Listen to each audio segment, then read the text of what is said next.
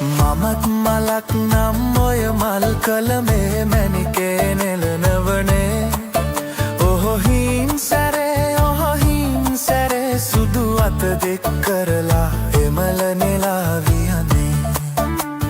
එහෙම වුණොත් එය නෙලන්නේ නැහැ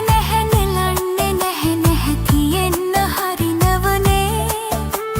රළ පාරට ඔහෙ ගහගෙන යන්නට තියෙන්න හරිනවනේ